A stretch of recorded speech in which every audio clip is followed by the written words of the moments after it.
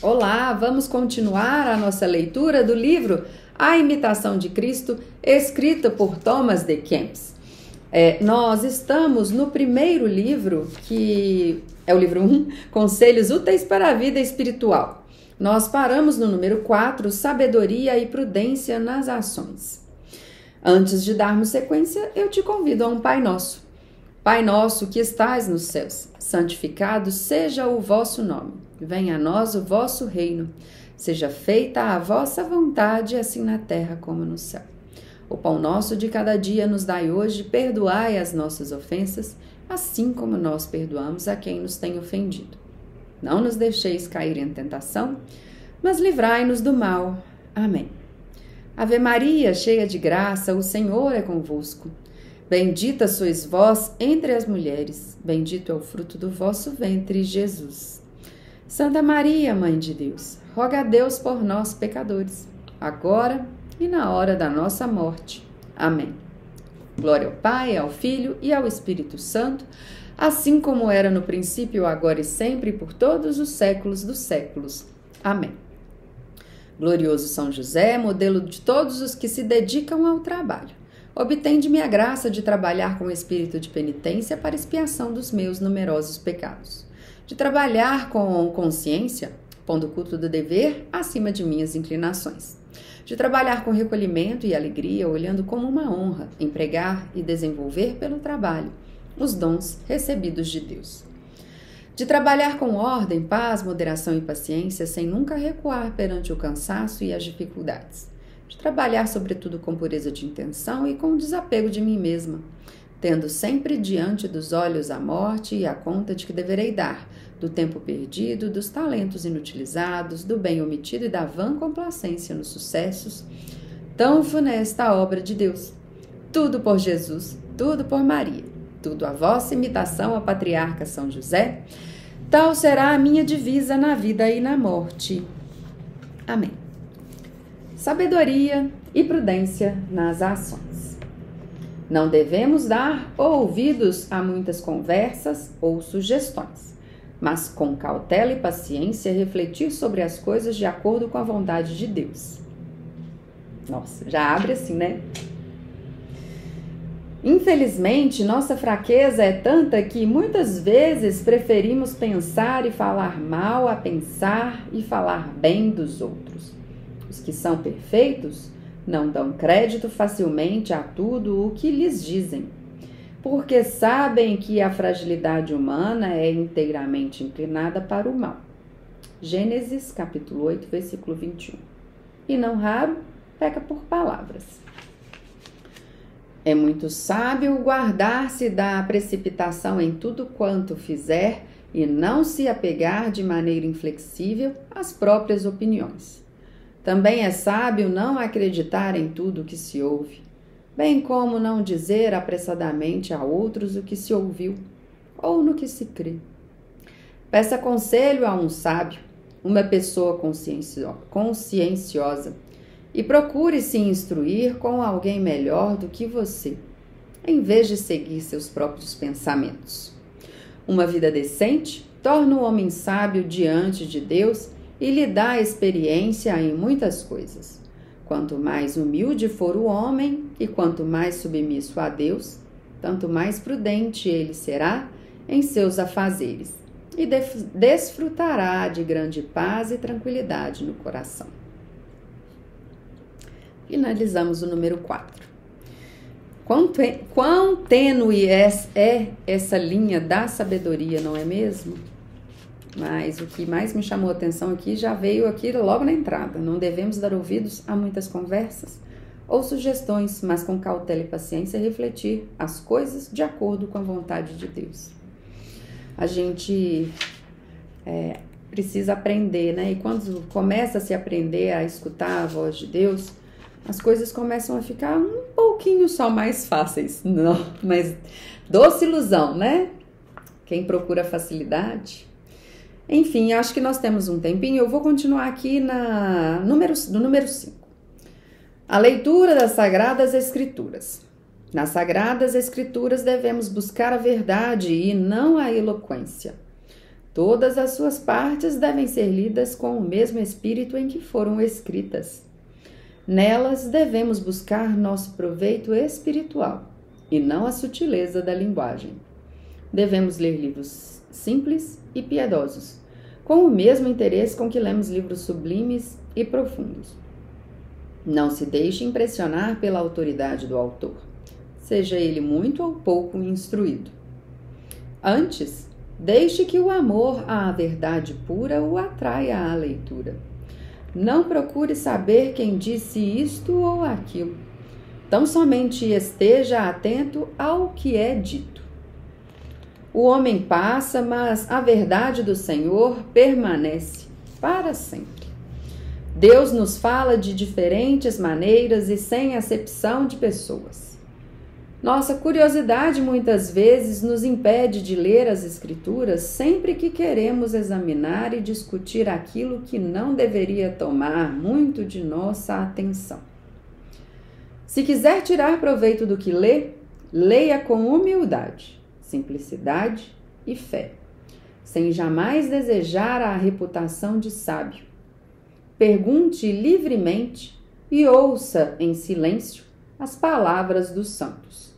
Não despreze as histórias dos antigos, porque não é sem razão que elas são sempre contadas. Bom, terminamos o 5º. Esse aqui tá bem curtinho. Nossa, eu ultimamente tenho lido o livro dos Salmos. É uma riqueza de sabedoria, né? E muito bom. Faz a gente cultivar a humildade, né? A rainha das virtudes, que é a humildade. Vou continuar no 6º. 6. As afeições desordenadas. Sempre que o homem deseja alguma coisa desordenadamente, já não tem mais sossego dentro de si. O orgulho e o avarento jamais descansam, mas os pobres e humildes de espírito vivem juntos em plena paz. O homem que ainda não morreu totalmente para si, depressa é tentado e vencido nas coisas pequenas e triviais. O fraco de espírito e o que de certa forma ainda é carnal e se delicia nos prazeres dos sentidos, dificilmente consegue se afastar por completo dos desejos terrenos. Por isso, aflige-se sempre quando deles se afasta e bem depressa se irrita quando lhes fazem alguma oposição.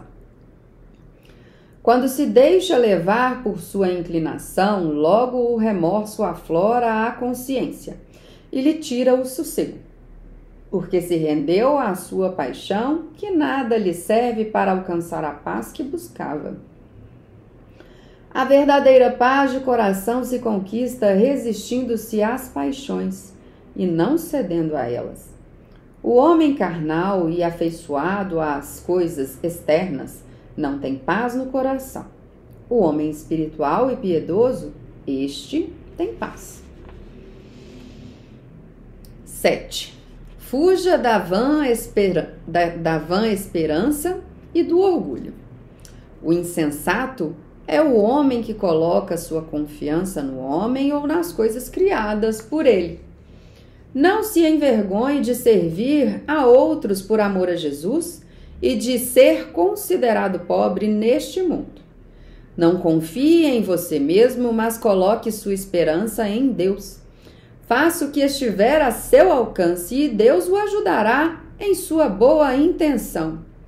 Não confie em seu próprio conhecimento, nem na sutileza de qualquer criatura vivente. Antes, confie na graça de Deus que ajuda o humilde e humilha os soberbos. Não se glorie na riqueza, caso você seja rico, nem em amigos poderosos, mas em Deus, que concede todas as coisas. Acima de tudo, submeta-se a Ele. Não se orgulhe de sua estatura ou beleza, porque basta uma pequena doença para desfigurá-lo e destruí-lo. Não se deleite com seus dons naturais ou com sua inteligência, porque deste modo você desagrada a Deus, a quem pertence todo o bem natural que você possui. Não se julgue melhor que os outros, para que aos olhos de Deus, que sabe o que há no homem, você não seja considerado pior que os demais. Não se orgulhe de fazer o bem, porque o julgamento de Deus é muito diferente do julgamento dos homens. Muitas vezes, aquilo que lhes agrada não agrada a Deus. Se você julga haver algum bem dentro de si, saiba que não há muito mais nos outros. Se você julga haver algum bem dentro de si, saiba que há muito mais nos outros. Portanto, permaneça humilde. Não lhe causará mal nenhum humilhar-se perante todos os homens. Contudo, é extremamente nocivo preferir a si mesmo a outra pessoa. Os humildes sempre têm paz, mas no coração dos soberbos há inveja e constante raiva. 8. Evite o excesso de intimidade. Não abra o coração a qualquer um. Antes, discuta seus assuntos com os sábios e com os que temem a Deus.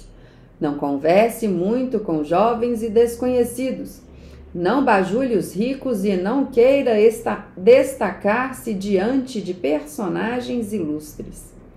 Faça companhia aos humildes e aos simples, aos piedosos e virtuosos, e converse com eles sobre coisas que edificam. Não tenha intimidade com mulher nenhuma, mas confie em Deus, as mulheres decentes. Procure ter comunhão apenas com Deus e seus anjos e evite a intimidade dos homens. Sejamos sempre caridosos com todos, mas evitemos intimidades.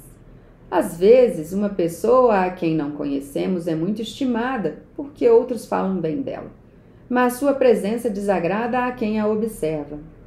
Pensamos algumas vezes que agradamos aos outros com a nossa intimidade, mas a verdade é que lhes desagradamos com as más qualidades que descobrem em nós. Bom, vamos finalizar aqui então no 8, a gente continua no 9, que será obediência e submissão. Isso tudo nos convida a fazer várias perguntas, né? Eu dei uma avançada, uma esticada aqui hoje, que eu acho que os trechinhos nos permitiram, né? E vai ficar rondando aí muitas perguntas, né? Principalmente nas virtudes da obediência, da confiança a Deus e da humildade. Ficamos por aqui, até o próximo vídeo. Te vejo breve. Tchau, tchau.